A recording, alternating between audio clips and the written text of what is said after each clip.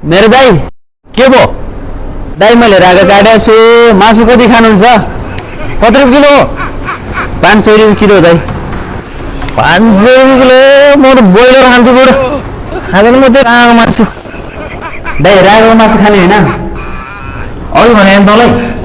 म तेरो रागो मासु खानु भन्दा त बरु म ब्रोइलर मासु खान्छु भनेर ए दाई यार तपाईँ पनि किन सम्भा हो मेरोसँग हो खोइ मलाई पनि सुधी दिनु बरु अलिकति खाऊ